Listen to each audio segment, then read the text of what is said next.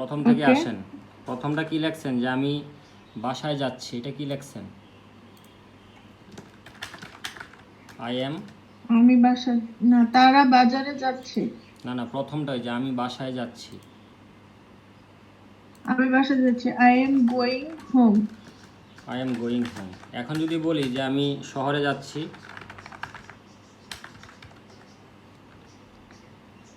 আমি শহরে আমি যাচ্ছি, শহরে কি যাচ্ছি। হবে বলেন? I am going to the city. To city. I am going to to the the city. City. এখন তারপরটা দেখেন যে ওকে। তারা বাজারে যাচ্ছে, এটা কি লিখছেন? They are going a market. They are going to market. They are going to market. তুমি গ্রামে যাচ্ছ, এটা টু হবে কেন ভাইয়া? এখন একটু আগে তো আপনি নিষেধ করলেন আমাকে। না না, নিষেধ বলতে ওই যে কিছু নির্দিষ্ট আপনার ওয়ার্ড আছে যেগুলোর আগে আপনার টু হয় না, যেমন এই যে হোম, হেয়ার, দেয়ার, অ্যাব্রোড, এইগুলোর আগে আপনার টু হয় না, কিন্তু এই যে মার্কেট এটার আগে টু হবে। আপনার নির্দিষ্ট করে কোনো স্থান বোঝালে সেটার টু পূর্বে টু ব্যবহৃত মার্কেট। হয়। They are going to market. তুমি গ্রামে যাচ্ছ, এটা কি লিখছেন? You are going to village. হ্যাঁ, you are going to village. পরেরটা যে বাবা বাবা শহরে যাচ্ছে। Father is going to the city.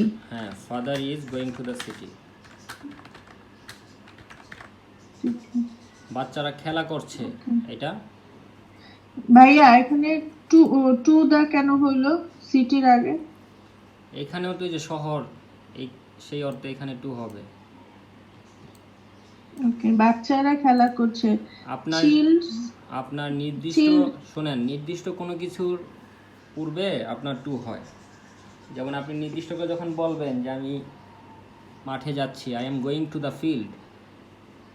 আমি বাজারে যাচ্ছি, I am going to the market. আমি শহরে যাচ্ছি, I am going to the city. আর কিছু কিছু আপনার ওয়ার্ড আছে যেগুলোর পূর্বে টু হয় না, যেমন হেয়ার, দেয়ার, অ্যাব্রোড, হোম, এগুলোর পূর্বে টু হয় না। যেমন আপনাকে বলতে হবে শুধু যে I am going home, I am going home, এটা বলতে হবে। এখানে যদি আপনি টু দেন তাহলে এটা ভুল হবে, আই এম গোয়িং হোম বলতে হবে। সেমভাবে আপনাকে বলতে হবে যে আই এম গোয়িং অ্যাব্রোড, আমি বিদেশে যাচ্ছি। কিন্তু ওই বিদেশ না দিয়ে আপনি যদি কোনো দেশের কথা বলেন সেখানে আপনার টু দিতে হবে। যেমন I am going to India, I am going two China, I am going to Canada. But যদি আপনি বিদেশের কথা বলেন তখন সেই অ্যাব্রোড লিখি তাহলে টু আসবে না। জি সেটাই। এখন দেখেন বাচ্চারা, বাচ্চারা মানে কি children. But children are playing. হ্যাঁ, এখন দেখেন এই চিলড্রেনের জায়গায় যদি শুধু চাইল্ড থাকতো তাহলে কি হইতো বলেন তো? একটা বুঝাইছে, তখন চাইল্ড হয়তো মানে is, বাচ্চা খেলা করছে। তখন হতো কি ইজ, যে চাইল্ড ইজ প্লেইং, বাচ্চা খেলা করছে, মানে একটা বাচ্চা খেলা করছে। আর যেহেতু বলছে কি যে বাচ্চারা খেলা করছে, চিলড্রেন আর প্লেইং, তাহলে আর children are playing. Children are playing. বুঝতে পারছেন? তাহলে এটা আমার হয়েছে না ভাইয়া? জি। পরেরটা কি লিখছেন যে মা রান্না করছে, মা is cooking. Mother is cooking, হ্যাঁ। এটা তারেক হচ্ছে হাসছে। তারেক ইজ লাফিং। হ্যাঁ, মাদার ইজ কুকিং, আর এটা হবে যে তারেক ইজ লাফিং। লাফিং দিতে পারেন অথবা স্মাইলিং দিতে পারেন। তাহলে বুঝতে পারছেন সেন্টেন্সগুলো যে আপনার কন্টিনিউয়াস মানে কি আপনার এই ভার্বের সাথে আইএনজি হবে। কোনো কিছু চলমান, কোনো কিছু চলমান মানে যেটাকে বলা হয় কি কন্টিনিউয়াস। এই কন্টিনিউয়াস হলেই সেখানে আপনার ভার্বের সাথে আইএনজি হবে। আইএনজি। হ্যাঁ, আর ওই টেন্স অনুযায়ী, সাবজেক্ট অনুযায়ী আপনার অক্সিলারি ভার্ব ইউজ করতে হবে। প্রেজেন্ট টেন্সে আপনার অক্সিলারি ভার্ব হবে এম ইজ আর, পাস্ট টেন্সে অক্সিলারি ভার্ব হবে ওয়াজ ওয়ার। যেমন আমি যদি পাস্ট টেন্সে একটা কথা বলি যে আমি খেলছিলাম অতীতে, তখন বলতে হবে যে আই ওয়াজ প্লেইং। তারা যাচ্ছিল, they were going. They were going. তুমি আসতেছিলে, ইউ ওয়ার কামিং। তারা খেলছিল, বলতে হবে কি যে দে ওয়ার প্লেইং। অথবা যদি বলি যে তারা পড়াচ্ছিল, দে ওয়ার টিচিং। আমি গান শিখছিলাম, বলতে হবে কি যে I was learning song. Learning song. আমি গান শিখছিলাম। আর যদি বলেন যে আমি গান গাচ্ছিলাম, তখন বলতে হবে যে I was singing song. I was singing song. তাহলে আপনাকে মাথায় আচ্ছা ভাইয়া, আমি গান শিখছিলাম তো লার্নিং দিচ্ছেন, আমি গান শিখে হলে লার্ন হবে। হ্যাঁ, লার্ন মানে শেখা। আর যদি কাউকে শেখান তখন সেখানে হবে টিচিং। নিজে শেখা সেটা হলো লার্ন, আর অন্যকে শেখানো সেটা হলো আমি টিচ। এটা বলি নাই ভাইয়া, আমি বলছি যে উপরে আই ওয়াজ লার্নিং মানে আমি শিখছিলাম, জি। আর যদি আমি বলি আই ওয়াজ লার্ন তাহলে আমি শিখি। না না, আই ওয়াজ লার্ন সেটা কোনো মিনিং নাই।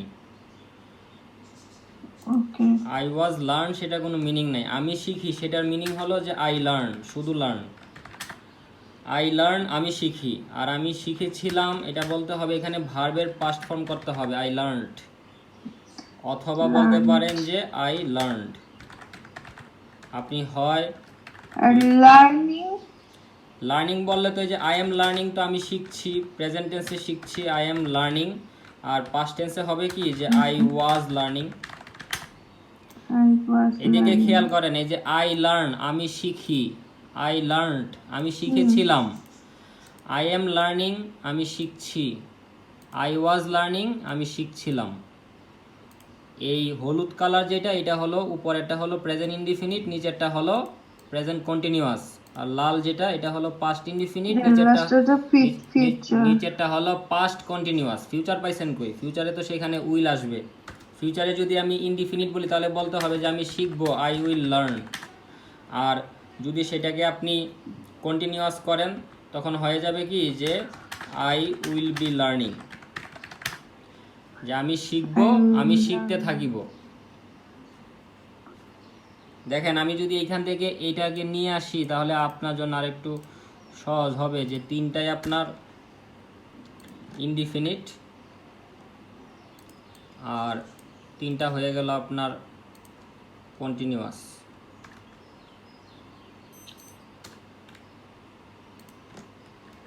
এই যে দেখেন, আপনাকে একটা পেজে দেখাচ্ছি যে প্রেজেন্ট ইনডিফিনিট, পাস্ট ইনডিফিনিট এবং ফিউচার ইনডিফিনিট। আরেকটা হলো প্রেজেন্ট কন্টিনিউয়াস, পাস্ট কন্টিনিউয়াস, আরেকটা হলো ফিউচার কন্টিনিউয়াস। এই হলো আমাদের 6টা টেন্সের উদাহরণ। এই উপর থেকে খেয়াল করেন যে আই লার্ন মানে হলো আমি শিখি, প্রেজেন্ট ইনডিফিনিট। আই লার্নড অথবা আই লার্নড, এটার মিনিং হলো আমি শিখেছিলাম। আর আই উইল লার্ন আমি শিখবো, এটা হলো present indefinite, past indefinite, future indefinite. তিনটা ইনডিফিনিটের তিনটা উদাহরণ। আর নিচে তিনটা হলো কন্টিনিউয়াস। আই এম লার্নিং আমি শিখছি, আই ওয়াজ লার্নিং আমি শিখছিলাম, আই উইল বি লার্নিং আমি শিখতে থাকিব। Present continuous, past continuous, future continuous. উপরে তিনটা হলো present indefinite, past indefinite, future indefinite. বুঝতে পারছেন? বুঝতে পারছেন।